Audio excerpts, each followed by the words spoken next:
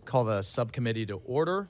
I ask unanimous consent that the chair be authorized to declare a recess at any time without objection, so ordered. I also ask unanimous consent that non-subcommittee members, if any, I believe we may have one, be allowed to participate in today's hearing after all other subcommittee members have had an opportunity to ask questions. Without objection, so ordered. Ladies and gentlemen, good to see many of you again. Welcome to this hearing on the Readiness Subcommittee on the FY25 budget request for Department of Defense energy installations and environment programs. Okay. I will start with an opening statement and then hand off to my friend and colleague, Mr. Garamendi. So I just want to thank our witnesses for coming in again. I want to thank you for your time and participation in today's hearing. We'll continue what I think have been constructive discussions on military construction, on housing, on infrastructure, environmental energy programs, as well as base and facility accounts. It is a broad topic, obviously, but these issues are critical to our warfighters, and getting it right is critical to our overall readiness. So this FY25 budget request included $17.5 billion and authorizations for more than 120 new construction projects. I look forward to discussing how these efforts help meet our force posture goals and support our operational efforts. And however, building the new facilities, as we've discussed in the past, is only half the battle. Modernizing and maintaining our existing facilities to meet future requirements must also be prioritized.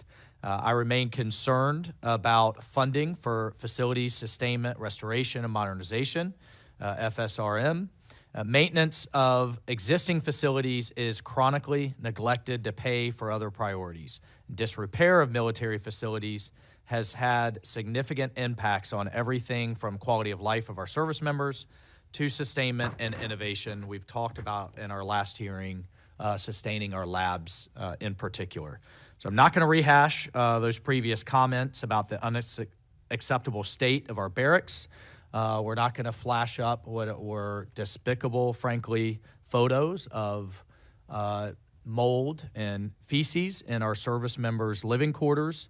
Assistant Secretary Owens, I appreciate your discussion of dealing with that GAO report and its recommendations in your statement.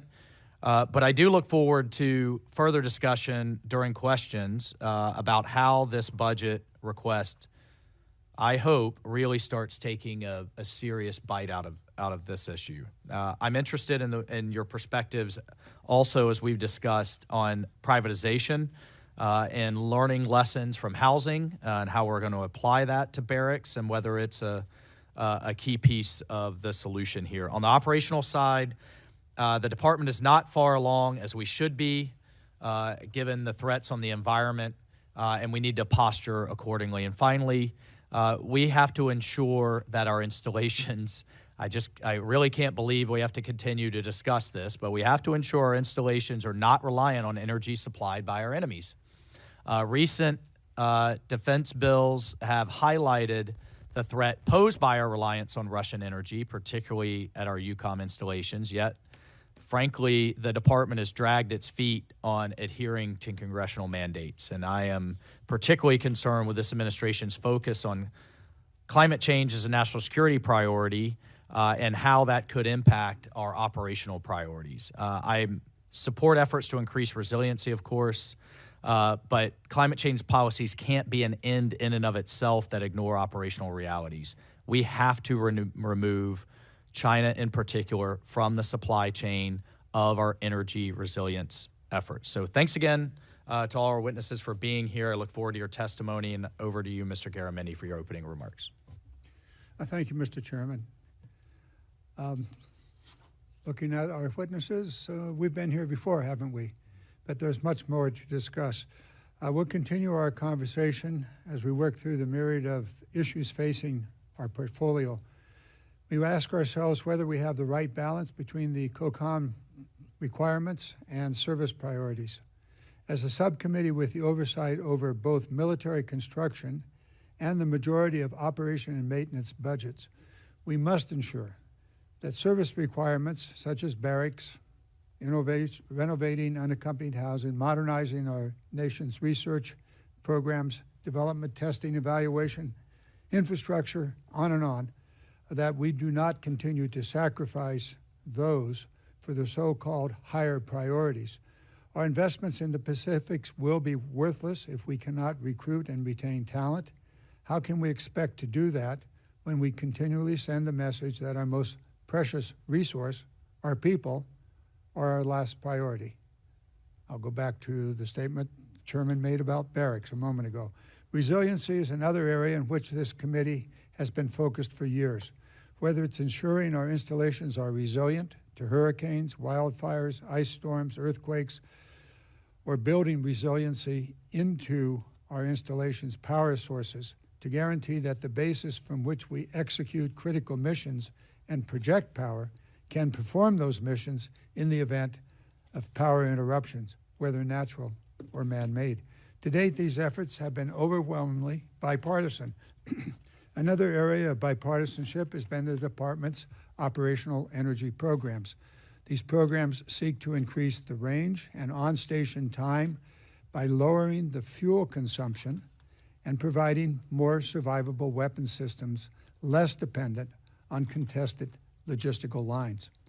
We learned that lesson in Iraq, Afghanistan, we're watching it play out in Ukraine, and will absolutely be a factor in the Pacifics. That's why I was a bit disappointed, no, really disappointed, that the FY24 defense appropriation contained a significant mark against what it characterized as wasteful climate change projects. I just crossed out 3 lines here, Mr. Chairman, so to avoid conflict. So I'll just go on. Because the cost avoidance and increase of on-station time for our operational energy programs also has the ancillary benefit of lowering greenhouse gas emissions. Those programs were targeted for these cuts. That microgrid was going to allow our installations to island for perhaps 10 days or more, continuing the installation's critical missions uninterrupted, it too might be cut if it happened in some way to update an old, inefficient diesel generator. Over the years, this subcommittee has endeavored to dismantle the false and ultimately dangerous idea that programs can be either good for readiness or good for the climate. Actually, they can be good for both. And I think we proved that in many, many ways, and I would hope that we would continue to do so. Finally, I would be remiss if I did not note the significant continuing investments in my favorite subject, the Sentinel, ground-based strategic deterrence system that are contained in the President's budget request, despite the ongoing Nunn-McCurdy process. It's no secret where I've been on this program, skeptical to say the least, since it is a major MILCON issue. It is before this committee. I find it particularly galling that the President's budget request continues to invest billions, including $700 million in military construction funds, when we are only midway through the mandatory statutory mandate to review the Sentinel program in whole and then make a decision about how we continue. I guess maybe I just disagreed with the President. Does that make you happy, Mr. Chairman? Thank you. With that, I yield back. Thank you, Mr. Garamendi. Appreciate the candor. And over to our witnesses, we have the Honorable Brendan Owens, Assistant Secretary of Defense for Energy Installations and Environment, the Honorable Rachel Jacobson, Assistant Secretary of the Army for Installations, Energy, and Environment, the Honorable Meredith Berger, Assistant Secretary of the Navy for Energy, Installations, and Environment, and the Honorable Ravi Chaudhary. Excuse me. I got it wrong. I thought I got it right last time. Assistant Secretary of the Air Force, Energy, Installation, and Environment. And over to you, Mr. Owens, for your opening remarks. Thank you, Chairman. And I agree with your statement earlier about the fact that these discussions have been both constructive and critical for the warfighters. Chairman Waltz, Ranking Member Garamendi, distinguished members of the subcommittee, thank you for the opportunity to discuss the President's fiscal year 2025 budget request for the Department of Defense Energy, Installation, and Environment programs. We appreciate this opportunity to engage on how this budget request supports our efforts to address the issues we discussed a few months ago, particularly quality of life issues for our service members, as well as other critical priorities within the portfolio. When we spoke in February, I discussed how we were working with the military departments on 3 lines of effort to guide our infrastructure investments: adopting human-centered requirements, optimizing our footprint, and transforming our portfolio management. The department has codified these priorities into the Resilient and Healthy Defense Community Strategy, which will ensure that our spaces are healthy, safe, functional, resilient, and enhance the quality of life and readiness of our service members, their families, and the civilian workforce. The RHDC lays out key strategic enablers that underpin these efforts, and we look forward to sharing with this committee and working in partnership to deliver on these quality of life improvements. Together, our efforts will drive changes across the defense infrastructure enterprise and ensure that it is managed as a strategic asset to promote the well-being of our total force. To that end, we are requesting $15.6 billion for military construction across the department. This includes $1.8 billion for facilities that will enhance and support quality of life, including child development centers, unaccompanied housing, healthcare and dining facilities, and schools. To provide ongoing support for our existing facilities, the department is requesting $13.6 billion in facility sustainment funding and $6.3 billion in restoration and modernization funding. To ensure these investments are optimized for readiness and quality of life, we're working with the DoD components to transform our military construction processes and adopting a sustainment management strategy to support consistent and sustained delivery of high-performing assets. For housing specifically, we're requesting $2 billion for family housing construction, operations, and maintenance, and nearly $1.1 billion for unaccompanied housing projects. These investments, synchronized with the efforts of the Tiger team we established in February, will support our efforts to enhance our oversight of the portfolio. We have a lot of work ahead of us, but we're all committed to getting after it. Reliable, adaptable, and resilient energy remains essential to military capability and readiness, and we are requesting $3.8 billion for installation energy and $3.5 billion for operational energy to enhance resilience and ensure the department is postured to fight and win in contested environments. But a resilient, mission-ready installation is much more than just what's inside the fence line. Partnership with the communities that support our installation is critical, as is responsible stewardship of the environment. I'm pleased to note that we have begun our transition from AFFF firefighting foam to PFAS-free alternatives, and the military departments are executing plans ensuring a safe transition that does not degrade readiness. We are requesting $1.6 billion for our environmental cleanup programs to support our efforts to address risks to human health and the environment from past DoD activities, including nearly $300 million for PFAS cleanup. While we are making progress, EPA's new drinking water rule will significantly increase the amount of PFAS-impacted drinking water that DoD treats, both as a water purveyor and under its cleanup program. These efforts, in addition to PFAS-related cost increases to other programs, will require significant resources over the coming years, and we will rely on our partnership with Congress to address these new requirements. As we continue to ensure our installations are healthy and resilient places that support readiness of our current and prospective service members, we greatly appreciate your sustained attention to and support for these critical priorities. We stand ready to work with this committee to continue aligning our policies and resources to support the National Defense Strategy and the readiness and quality of life of our soldiers, sailors, airmen, Marines, Guardians, and their family. Thank you, and I look forward to your questions. Thank you, Mr. Owens. Ms. Jacobson, for your opening statement.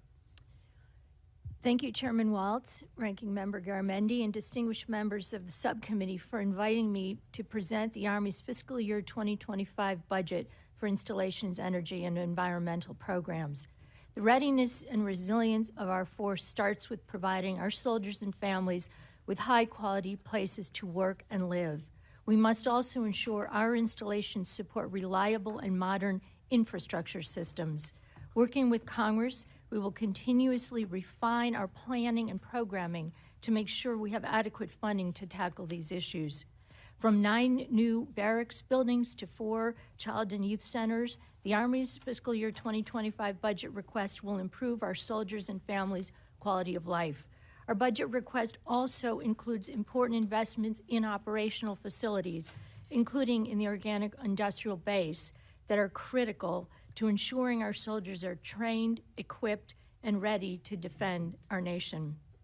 Our 2025 budget request will allow the Army to continue to address significant risks to our energy and water infrastructure through conservation, innovation, and collaboration with third parties. The Army is upgrading our installation utilities infrastructure, but much more needs to be done. The Army recognizes that we have a sizable backlog of deferred maintenance needs for hundreds of thousands of buildings. This deferred maintenance, which emerged over the course of many years, has serious repercussions, as we have seen with barracks.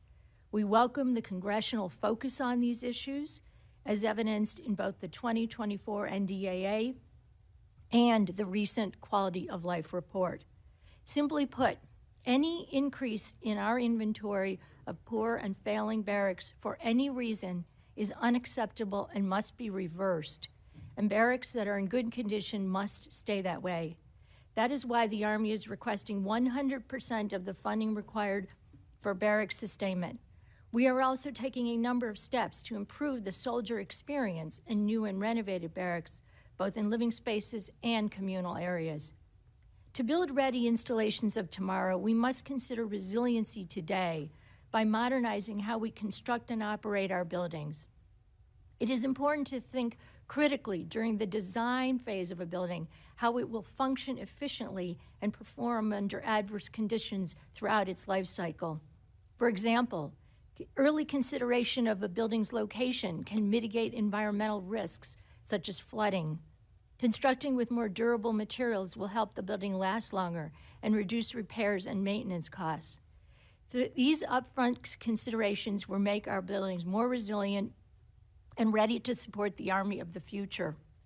The Army's 2025 budget request also reflects operational, energy, and research development initiatives that will give our Army a competitive advantage over our adversaries. From exploring options to hybridize our fleet, to building mobile and modular expeditionary energy systems, investing now in operational research and development will promote readiness tomorrow. Tactical vehicles of the future will go further, operate longer, be less detectable in the contested global environment, and they will reduce our logistical tail by avoiding the need to haul fuel convoys across the battlefield. We must also ensure that contamination emanating from our installations does not pose health risks, both on or off base. The Army welcomes the regulatory certainty in the newly promulgated Safe Drinking Water Act standard for PFAS, and we stand ready to comply. Through the investments reflected in our FY25 budget request, the Army seeks to improve soldiers' quality of life and operational effectiveness. We look forward to working with Congress to build and maintain the installations of the future. Thank you, and I look forward to your questions. Thank you for your opening statement, Ms. Jacobson. Ms. Berger, for your opening statement. Chairman Waltz, Ranking Member Garamendi, and distinguished members of the panel, thank you for inviting me to come talk to you today about our FY25 budget request. We're grateful for the focus of this subcommittee and the House Quality of Life Council's report, which reflects actions that uphold a sacred trust to take care of our Marines and sailors the way that they take care of us. To fight and win, the Department of the Navy requires ready, reliable, and resilient installations, and that includes the buildings, systems, environment, and assets that comprise them. The majority of our infrastructure, whether barracks, utilities, or our public shipyards, is not in the shape it should be. As an institution, we have allowed these assets to degrade over time. We have accumulated and deferred significant risk and allowed the risk to accumulate and compound. And the adversary always has a say. Whether we're talking about kinetics and components or water and weather, We've seen increased external impacts that reduce our ability to be resilient and respond, with the emergent urgent frequently overtaking the enduring important in a constrained funding environment. No matter what the cause, the cost is readiness, and our sailors and Marines shoulder the consequences. As I talk about the EI&E portfolio, I often talk about communities, critical infrastructure, and climate action. What I'm talking about are our people, our power projection platforms, and making sure that both are ready, resilient, and survivable. This is mission critical. A sailor or Marine recruited and retained that is healthy, safe, and trained with a physical space that supports the mission will return infinitely more value to our warfighting force than the dollars that it will cost. Lockstep with my Navy and Marine Corps teammates, we are prioritizing projects that assure mission with the funds we receive. The Navy and Marine Corps are taking steps to improve how we resource these critical requirements through the Installation Investment Plan and the Facilities Investment Strategy, respectively. These efforts inform the development of the Department of the Navy's 30-year infrastructure plan, which looks at the interdependencies among projects through mission assurance in order to prioritize and sequence necessary investments in the infrastructure, both natural and built, that keep our people safe and project power around the globe. A budget, and Mr. Chairman, you make this note often, is an investment in institutional values that happens over the course of years. A fiscal year budget request puts executable priorities in place to build on the past and anticipate the future and keep on task in the time in between. While we do not include MILCON for barracks or CDCs in this year's request, we gratefully moved faster on the barracks and CDCs Congress pulled forward last year, and we anticipate eagerly the 13 CDCs and 10 barracks that will come across the fit-up. In between, we use our FSRM to its highest and best use. The Department of the Navy is focused on the essential warfighting, readiness, and quality of life support that naval facilities provide. From the Marine Corps Barracks 2030 and their wall-to-wall inspection just completed, the Navy's decisive investment in the Shipyard Infrastructure Optimization Program, to strengthening relationships with communities, tribal and indigenous partners, and enhancing quality of life and resilience via improvements to energy, water, and wireless. We are using authorities and policy to make our appropriations go farther. Above all, we strive to ensure that we are good stewards of every appropriated dollar. The Marines recently completed a third-party audit that lasted 2 years, which qualified them as the first service that has received an unmodified audit opinion in the Department of Defense. The Marines are leading from the front. The audit shows that we are accountable for the dollars spent. Our Navy and Marine Corps respond when the nation calls. Around the globe, around the clock, our naval forces are where they need to be when they need to be there because of the critical readiness enablers across the EI&E portfolio. I'm grateful to the sailors, Marines, civilians, and their families who answer the call, and to you for supporting them. They're trusting us to get it right. Thank you for the chance to work with you to do just that. Thank you, Ms. Berger. Appreciate your opening statement. Mr. Chaudhary, over to you. Chairman Waltz, Ranking Member Garamendi, and members of the Readiness Subcommittee, thank you for the opportunity to discuss the Department of the Air Force's energy, installations, and environment programs for FY25. The department recognizes that we are in a decade of consequence, an era of great power competition in which the impact of our installations has become crucial to our ability to project combat power. Our adversaries have committed to using both kinetic and non-kinetic means to cripple infrastructure nodes. As Secretary Kendall recently stated, we are out of time.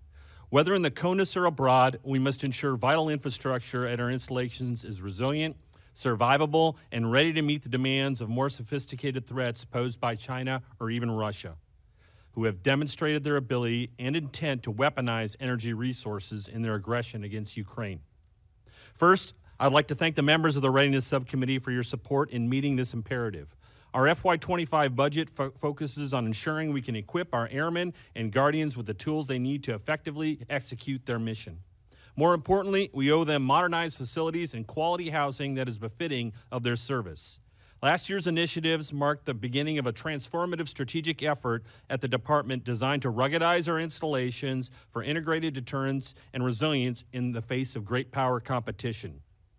To maintain our cadence of modernization programs, we are requesting a total DAF MILCON investment of $3.45 billion through the FY25 President's budget. This is $371 million more than the FY24 requested amount. Pending passage of an appropriation, these MILCON funds will support combatant commanders in their most critical requirements, to include bed down of new weapon systems like B-21, F-35, C-130J, and T-7 aircraft. This effort also includes large-scale investments in Indo-Pacific, like Tinian, where we will be applying agile combat employment techniques that complicate the targeting solutions for potential adversaries. We are also securing critical investments at our Space Force installations. We are mission-ready, resilient facilities are integral to the Space Force's readiness and effectiveness. Our Spaceport of the Future program, which optimizes range costs and launch throughput, will receive $77 million in MILCON, primarily for planning and design, and $84 million in operations and maintenance. Upon my confirmation in March, I made it my personal mission to ensure our airmen, guardians, and their families have housing befitting of their service. I visited over 30 bases and conducted detailed focus groups with our youngest airmen, guardians, and their families to garner their feedback. As a former Air Force officer and pilot, I have lived in military housing, to include raising a family during the transition to privatization. My service has given me firsthand knowledge of how housing can impact quality of life for our personnel. And as a concerned parent of an Air Force officer candidate, I can tell you that there is no issue that is more personal than this one. That's why I'm proud to share that in FY25, the DAF requested $1.1 billion for housing, dormitories, and child development centers, to include all new dorms at joint bases in Virginia and Texas. This is part of a $1 billion FSRM investment from FY22 to FY26 to improve the condition of our dormitories. It nearly triples the investment over the previous 5 years and is the largest dorm investment in over a decade. Additionally, as the Department of Defense's largest fuel consumer, the Air Force is implementing groundbreaking approaches to improve operational energy efficiency. One of these initiatives is our blended wing body aircraft, a novel new aircraft design projected to lower fuel consumption by 30%. We are also investing in advanced winglets, engine blade coatings, and 3D printed microvanes that will reduce fuel use by millions of gallons. Once these and other projects are fully implemented, we project annual fuel savings of 75 million gallons, roughly $300 million in savings. Increasing our range and endurance will have a crucial impact in operations in the Indo-Pacific, where the tyranny of distance can have a dramatic impact on our geostrategic position in the region. Finally, we recognize that in the high-end fight, our installations can no longer be considered a sanctuary. As a result, we are transforming our installations with all new resiliency initiatives designed to reduce electrical grid stress, bolster cyber resiliency with microgrids, and new energy storage capabilities. We're also pursuing redundant power sources like geothermal, small modular reactors, and wind. These capabilities are designed to harden installation infrastructure and enable commanders to fight the base for extended periods. As an example, Kadena Air Base recently installed a microgrid funded by energy efficiency savings. This capability ensured full power on the installation during a typhoon, a testament to the resiliency that can be achieved when we invest in innovative technologies. I'll close with a quote from General Henry Hap Arnold, who declared in 1941 that air bases are a determining factor in the success of air operations. I agree, and add that investments in our installations today could prove to be the margin of victory in great power competition, a competition in which we dare not come in second place. Once again, thank you for your support of our airmen and guardians, and I look forward to your questions. Thank you, Mr. Chaudhary.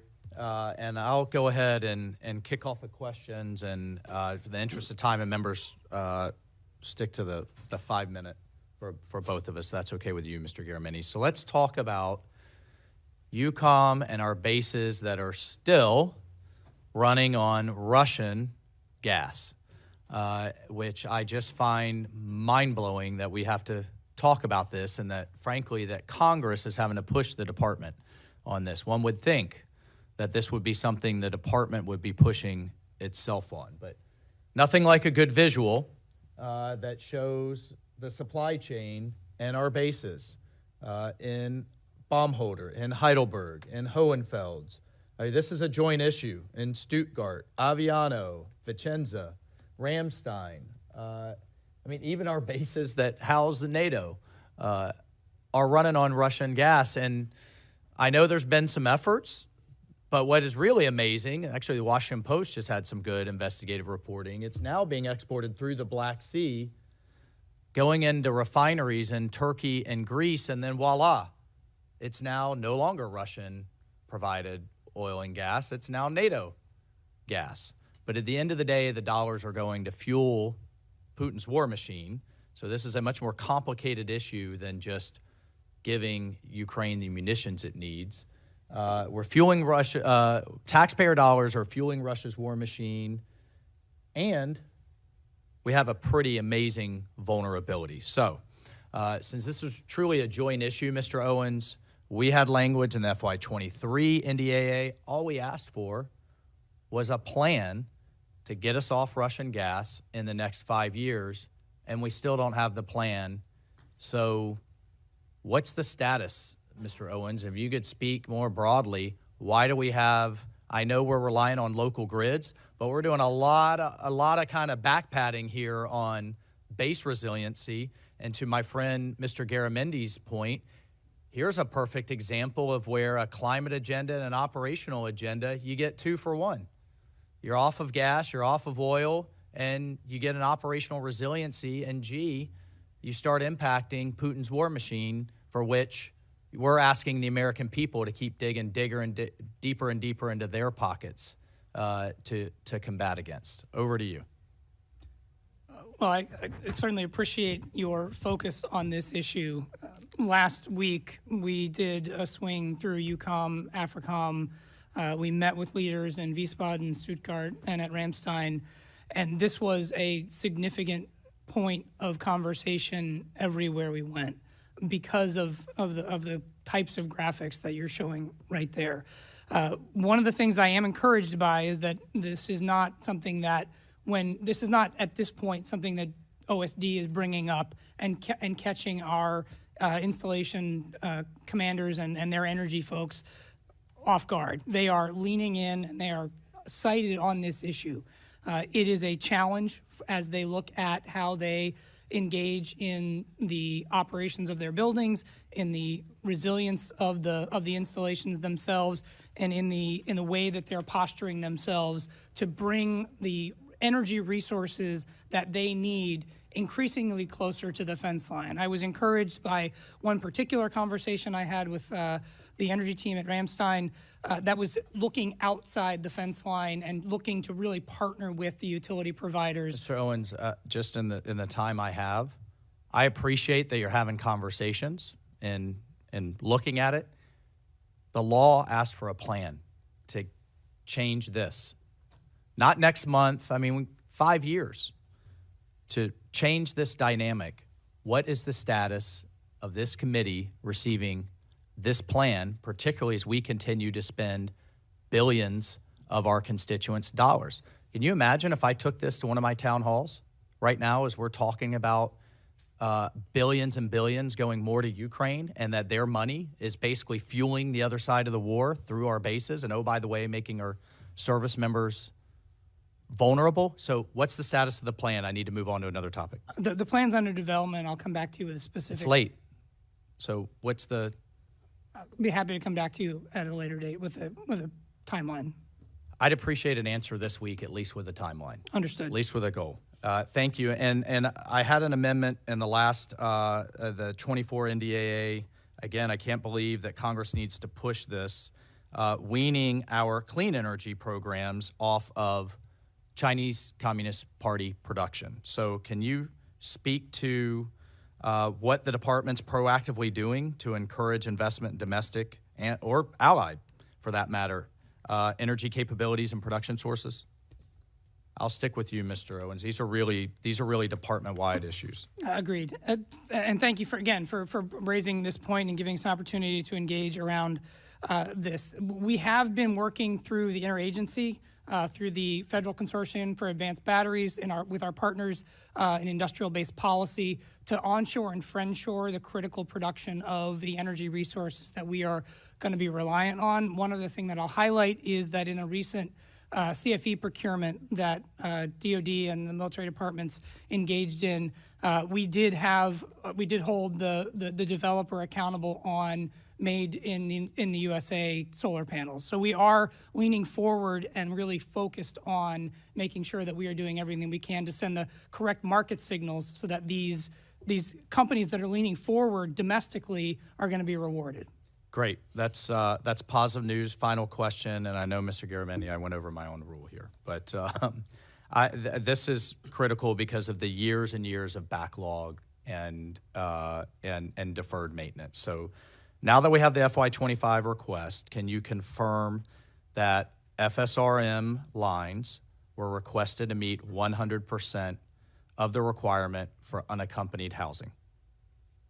I'll go to each service. For the Army, the answer is yes. What about, what would be the cost for the Army to address the backlog? It would be multi-billions. I don't have the exact numbers. Can you come back to the committee with that number, Yes, please? sir. Thank you. Ms. Berger. 100% unaccompanied housing. For the Navy, yes. For the Marine Corps, under the capital planning tool, it's a deviation from 100% to make sure that we are applying all of those funds to include demo. And so as we do an assessment, we make sure that we're applying it across the board in a way that puts every dollar where it counts. The capital planning tool, which I'd be happy to come brief you on, looks at a sustainment in a different way. And so we have Navy sustainment at 100% and a different approach that I would give you a fuller brief on when there's more time under the Marine Corps capital planning tool. So that's not 100% of the requirement, or we don't? There are items on the UPOL this year that we could move left with more opportunity. A little bit of sequencing was off, but we're trying to make sure that we are moving it forward with what we did request to keep going forward. I'll take that as a yes for Navy and a no to be explained for the Marine Corps. Yes. Air Force. Oh, I'm sorry, and please come to the committee with what the backlog number is. Thank you. Chairman, we're at 100% on unaccompanied, backlog of $46 billion. We're going to get at by tripling our demo rate. And when I say backlog $46 billion, that's the total of all of our assets. So we're going to get at that by reducing our inventory and utilizing privatization to reduce the denominator so that those backlogs come. So turning over things with privatization activities allows us to reduce that backlog, but also we're roughly quadrupling our demo from roughly 30 million a year to about 140 to 160 million per year across the FIDP. Okay, great. That sounds smart, but that is a pretty astounding number. Over to you, Mr. Garamendi. Mr. Chairman, thank you for that line of questioning. And if the witnesses could provide to the committee specific information on your plans for the privatization expansion for both accompanied as well as unaccompanied housing and how you might carry that out. We know we have a scoring issue on a lot of that, but please come with as much detailed information as you could. I wasn't going to go back into the Sentinel. However, Mr. Chaudhary, I shall. So I read your statement, and you say the need remains to recapitalize the over 50-year-old ICBM system. The Nunn-McCurdy process specifically designed to answer that question. Is it needed? What are the alternatives? What will not be done if we spend the $130 billion?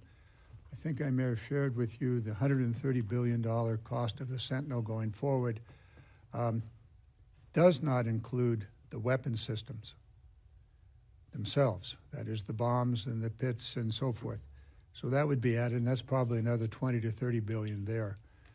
However, the cost of a B-21 is about 700 million. Simple math would indicate you could almost get 180 B-21s if you did not spend 130 billion on the Sentinel. Just something to think about for deterrence purposes. I think I'll go back to local issues. After all, the encroachment issue is a very real one. We've talked extensively about Travis Air Force Base, a new city being built next to it, and so forth. I appreciate the Air Force very quickly coming forward to assist in trying to figure out when the world's going on there. However, Secretary Jacobson, did you know you have a problem at the Modco facility? You do. Overlooking the Modco facility, which is the principal way in which the military will move munitions from the west coast of the United States, presumably further west, overlooking directly within a few hundred yards of that facility, which is a very high security, secret facility, is public land, private land that could become a development and could easily see exactly what's going on at Modco, which I suspect our adversaries would like to know. So let's pay attention to this issue. It's not just the two that I've raised, Travis and Modco, but it goes beyond most of our bases. And I would suggest there are strategies that we could use, principally the purchase of easements, not necessarily the purchase of the land, but rather the purchase of the easements, and let the landowner then maintain the land. So I let that one go there. We do have a problem, Ms. Berger, Mare Island, the cleanup. I'll use this as an example of cleanups that need to be done most everywhere for every department. Mare Island, we're looking to transfer the land, but we got to finish the cleanups. You and I talked about this in detail. I won't take much time here to raise the issue, but please get on with it. We want to get that transfer done, get that land off the military books. There's more to be done there as the Navy tries to figure out how to and where it might repair more ships that are likely to be in the Pacific. For the other assistant secretaries, please keep in mind this issue is really worldwide. And you did talk, all of you, about the PFAS and the issues there. I'd be very interested in hearing the technology that you intend to use to meet those requirements, those cleanup requirements. I'm not sure that that really exists. With that, I think I'll let it go, Mr. Chairman, and thank you for the hearing. Oh, excuse me, I've got 28 seconds. Mr. Chaudhary, $700 million is a down payment on one of the most expensive MILCON projects ever, otherwise known as the Sentinel Silos Command Control, on and on. Do you have any notion of what is the actual MILCON expenditure over the next decade or so? Ranking Member Garamendi, we are currently letting the Nunn-McCurdy process conduct their analysis. We will have a number of facility folks. One of my staff members will be engaging on that process, and we'll be looking at that very subject. So we look forward to reporting to you what the results of that is and what the future projections are in facilities. We do anticipate, in all transparency, for it to grow, as you know as well, but we'll let the Nunn-McCurdy process execute that analysis and give us a report. I'm not sure we've ever seen a real baseline number, but yes, we do need that specific information. Mr. Chairman, I yield back. Chair, and I recognize Mr. Moreland for 5 minutes. Thank you, Mr. Chairman. Secretary Berger, thanks for visiting my office once again. Appreciate it. The Navy leaders have relayed me the importance of repairing the breakwater, and I've been told that this piece of infrastructure is at risk of failing, which in turn would destroy Guam's civilian harbor. However, the breakwater is also very important to the Navy. So could you please explain why fully funding a repair of the Guam breakwater is the Navy's #2 unfunded priority. And it was very nice to visit with you as well. And this is an unfunded priority because of timing a bit, and so we weren't able to get the submission in the right way. But the $600 million that you see there, as you rightly note, is for where the Navy has a shared ownership of that breakwater, and so this would be funding that we would be able to obligate within the year and be able to move forward and execute on to make sure that we are taking care of the infrastructure that supports not only the Navy's work but is shared in the space of the government, the community, and then go forward. We will have some challenges. I will note that we will prioritize as we think about material, the support of workers in construction. Thank you to all of Congress for making sure that we did have the extended H-2B visas, which helps as we think about how to manage work across Guam that we will need to do, but a priority and one that we will be able to execute on if funded. Thank you. You also answered my second question, but my third and last would be, Secretary, a centralized energy storage system is necessary to provide steady shore power for the Virginia-class submarines on Guam. Investing in the power grid infrastructure would also support resilience for the island's civilian population and reduce the amount of load shedding my constituents experience. Would you advocate the Department of Defense enter and negotiate partnership with the Guam Power Authority to install a centralized energy storage system sufficient to meet such a critical need? And in general, could more be done to work with the Guam Power Authority? Yes, Representative Moylan. We've seen some very good results of exactly the construct that you describe. A near example is in Hawaii, where we've been able to combine resilient and renewable energy with battery storage to ensure that not only the mission has the energy that it needs, but also the community has the energy that it needs, and it works exactly as you say by working with our utility, our energy providers.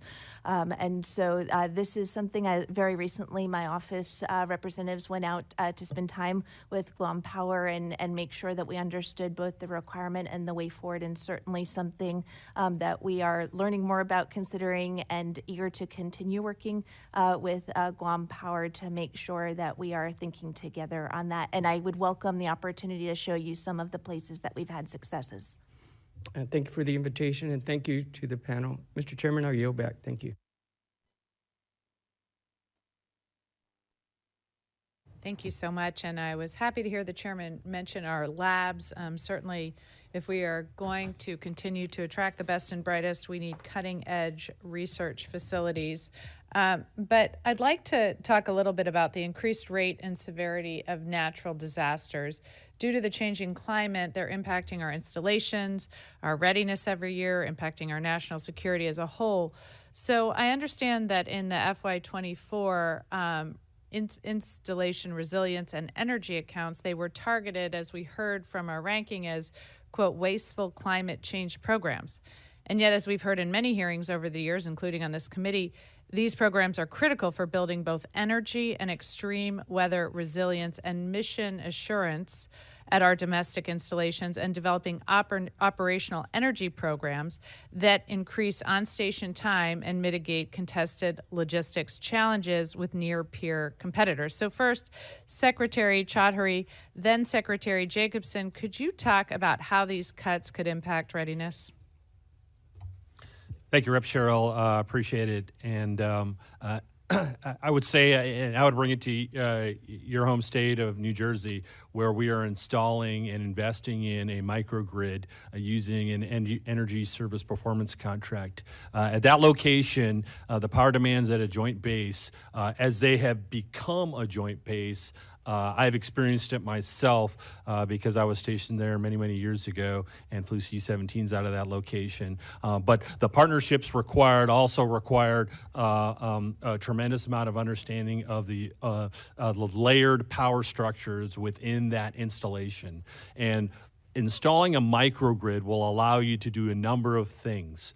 One, it allows you to add energy storage capability. Should the lights go out due to grid stress, it allows you to have key redundancies that allow you to keep power moving. Second, it allows you to island from the local community if a civil unrest is being disrupted by unfriendly adversaries, then you can island from that location and then get the jets out of town. As you know, C-17s are key to mobility and activating our response in any threat, anytime, anywhere. So getting those jets out of town is critical. By having a microgrid, you can get those jets out of town because you can island from other disruptions, store your power, and then and get the jets out of town and then resume operations. The other, and then once you have that installed, you can train to that standard. You can conduct energy resilience readiness exercises that allow you to find gaps, understand where critical redundancies need work, and evaluate yourself. And that all occurs in conjunction with resiliency programs, not to mention operational energy programs.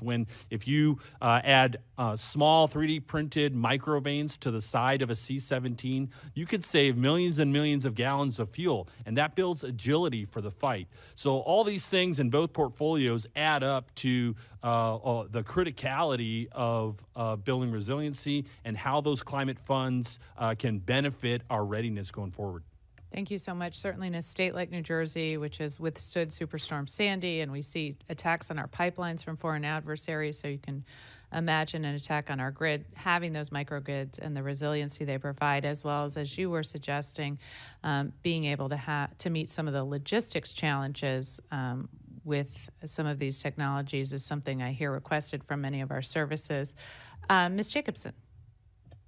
Thank you very much for that question. And just to address also your interest in labs, and I know we talked about this last time, I just want to report that in our 5-year program, we do have a substantial investment for Picatinny Arsenal, so I'm glad to report that. Our investment, which some have tagged as climate change investments and therefore were reduced from the FY24 budget, or eliminated, I should say, they're about readiness. It's about resilience. Congress has directed us in previous legislation to maintain ready and resilient installations, and that's what this is about. The vulnerabilities to our power are not just from severe weather. Sometimes they're from man-made vulnerabilities. There was a shooting at a substation at Fort Liberty that caused a loss of power to 45,000 people for several days. We can't afford to lose power. If we lose power, we lose training. With respect to severe weather, if our bases are inundated by flooding, for example, as was West Point last summer in a very severe storm where West Point was the epicenter. West Point lost power. There's, at this point, over $200 million of damage and counting. So this is about keeping our bases resilient and ready to train. Operationally, again, this is everything we're doing operationally for hybridization and potentially future electrification of our tactical vehicles. Not now. It's operation. It's meant to be. Right now, it's research. It's meant to improve combat efficiency. It's meant to save fuel. It's meant to make sure that our vehicles of the future are silent, are faster, don't have a heat marker, and make the warfighter more ready. We would never, ever compromise effectiveness of our mission, ever. Thank you, Ms. Sherrill. Mr. Scott. Mr. Chaudhary, I represent Moody Air Force Base in Valdosta. I also represent Robbins Air Force Base in Warner Robins, Georgia. And it's one of the 3 depots. And as you know, these are extremely important parts of our organic industrial base. And my question gets to just the general base infrastructure at these organic industrial bases are aging, and what is the Air Force doing from a strategic standpoint with regard to the base infrastructure at those depots? Thank you for the question, Representative Scott. I really appreciate their question. I was actually stationed at Robins Air Force Base at the depot in my career, so I understand the value of what the depots provide.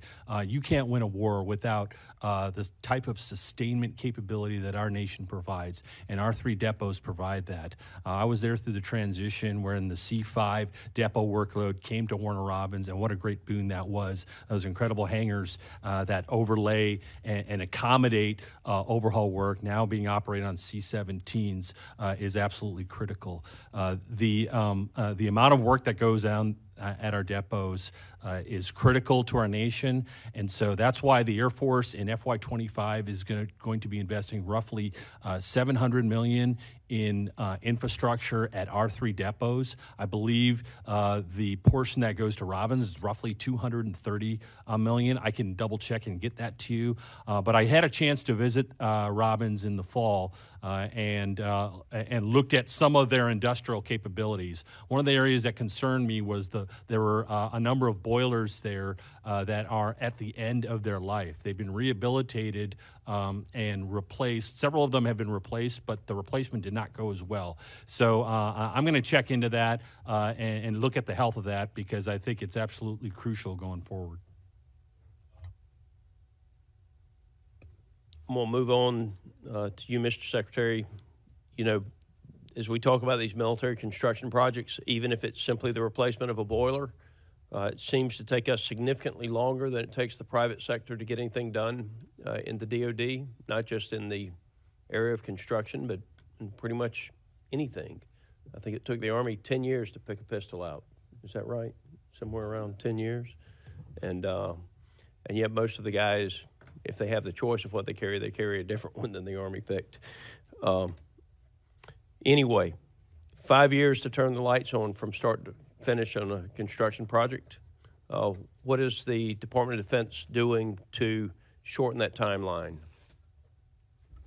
There are a number of initiatives that we have underway. Starting in 2018, I believe, was the first time when our office started to look at MILCON reform as a significant opportunity to improve on turn time for projects. That includes relooking at the way we do cost estimating, relooking at the way that we do programming, relooking at the way that we are pushing forward with the Corps and with AFCEC to ensure that we're driving on those things. I'd be happy to come brief you on specific things that our office is doing to get down to really details. Let me ask it another way then. So in the States with commercial buildings, sometimes not as big as what we have at DOD, but sometimes they are. Dorms would be an example of something that a college campus would build that we sometimes would build. We have hotels at Fort Moore. Are we looking at the ability to allow the private sector to design, build, and lease back to us? They seem to be able to do it in a much faster, more efficient manner. Have we looked at allowing the private sector to build and own the building and lease the facility back from them for a certain period of time?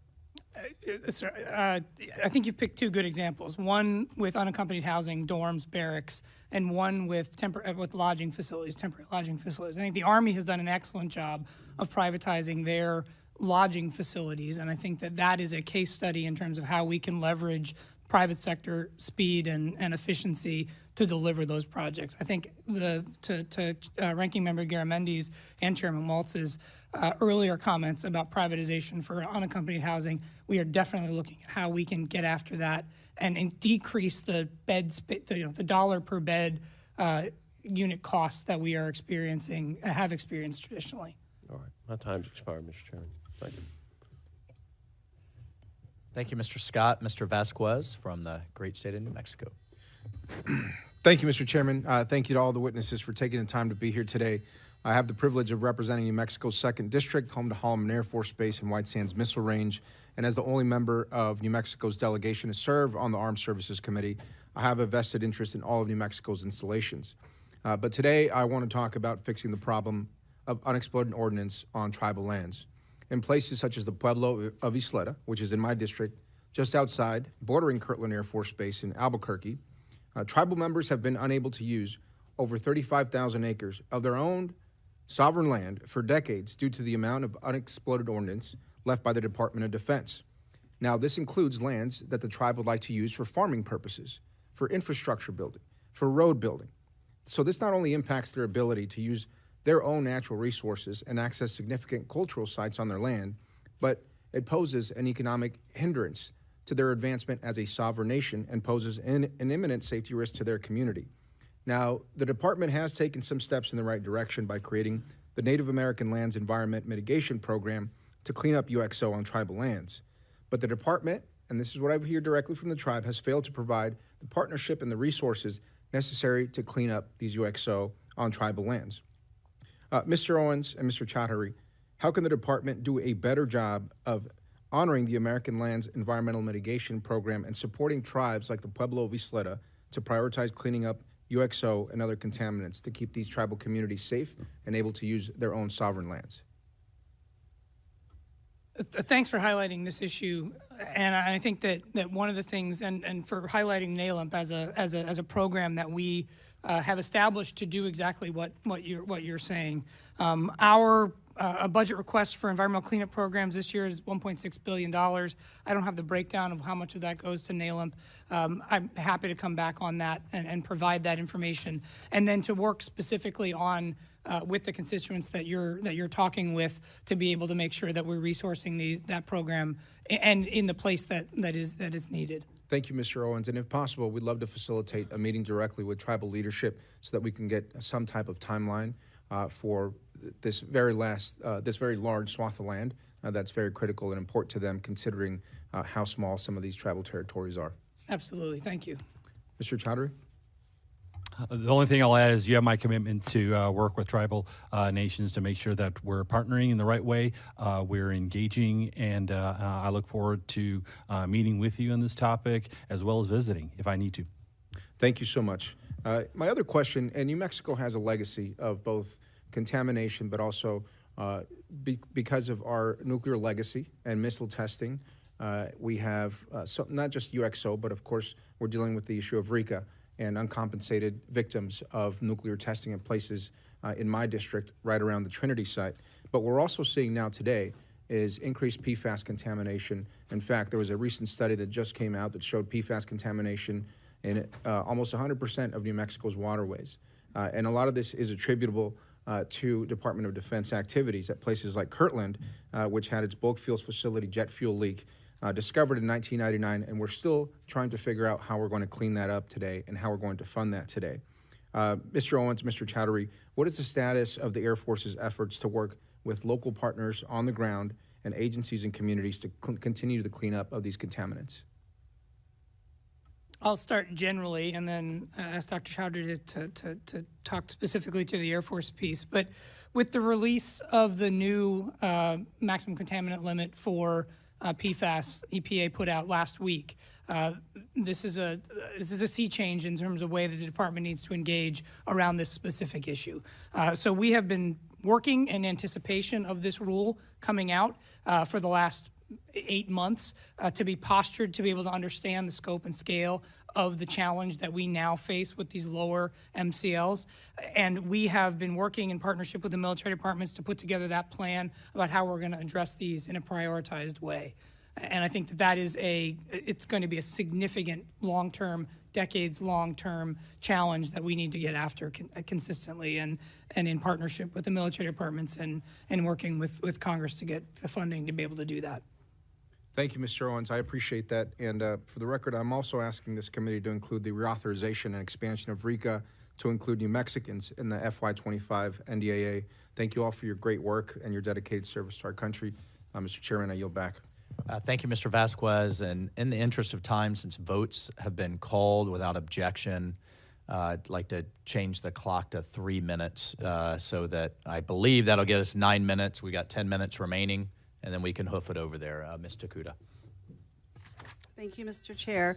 As you know, my district spans all 8 of the major Hawaiian Islands, including Maui, which experienced the horrific wildfires last August. The Department of Defense played an essential role in supporting initial relief efforts and ongoing relief efforts. And I would just like to mahalo, especially the Army Corps of Engineers and so many who worked on behalf of our community. At the same time, the fires have spurred a broader awareness of the challenges of pre-disaster mitigation and post-disaster recovery across our communities. And as one of the largest landowners in Hawaii with significant local impacts, people are looking at the Department of Defense as an important partner to help the efforts going forward to rebuild and recover. So my questions today relate to local opportunities by which the department may be a helpful partner to our communities while also improving installation resilience, readiness, and quality of life. Dr. Chaudhary, as you know, the fires destroyed thousands of homes on Maui, making worse an already tight housing market that was challenging for locals to afford. That is also true for several dozen Department of the Air Force personnel and contractors assigned to the 15th Space Surveillance Squadron on the island of Maui, tasked with essential space-related missions. In this worsening housing crisis, we have heard anecdotal reports that Maui residents unaffected by the fires are losing their leases.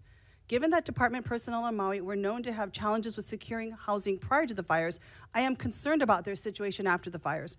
Dr. Chaudhary, has the Department of the Air Force considered, or will the department consider, creative housing solutions, including acquiring and developing government-owned housing on Maui to help provide housing stability for its personnel and contractors on island and to not further burden any of the private inventory we have for our residents?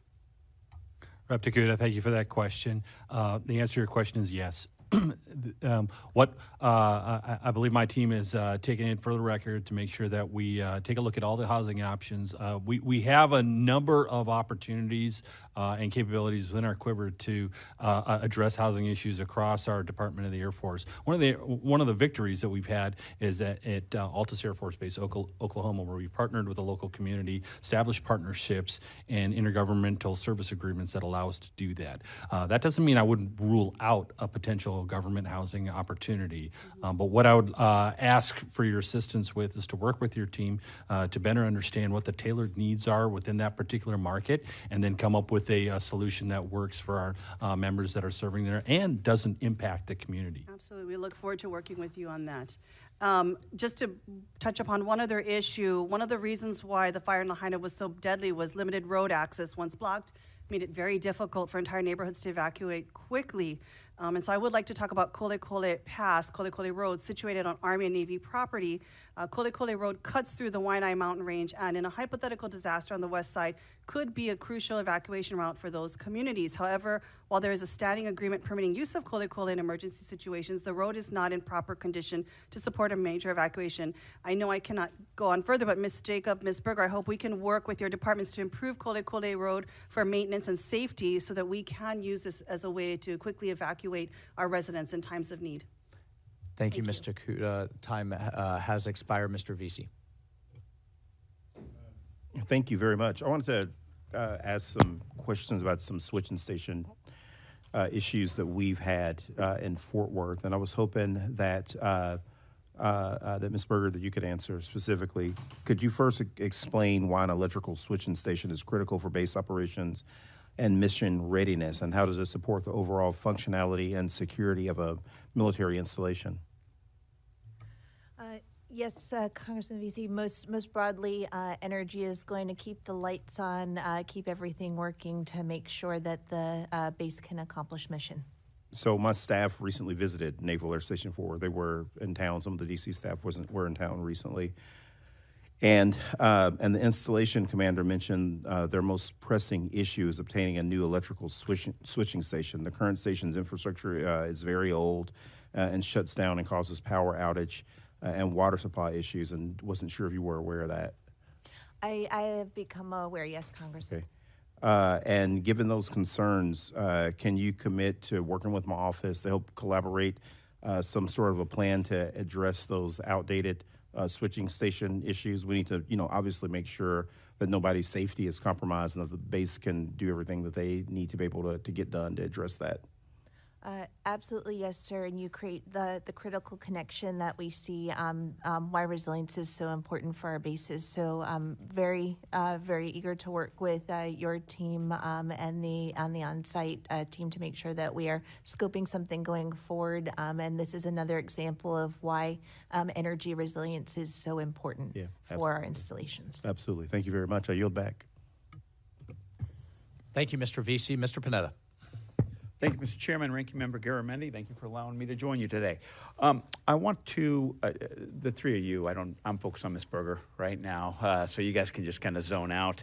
Just to let you know, I want to thank Ms. Berger for her help to push forward the new Naval Innovation Center at the Navy Postgraduate School in my district, 19th Congressional District of Monterey, California. You've worked very closely with Secretary of the Navy, Secretary Del Toro, on the Naval Innovation Center, the NIC, as I call it, which is part of his initiative to propel innovation by transforming how the DoD leverages the private sector and DoD innovation hubs to bring capabilities quickly.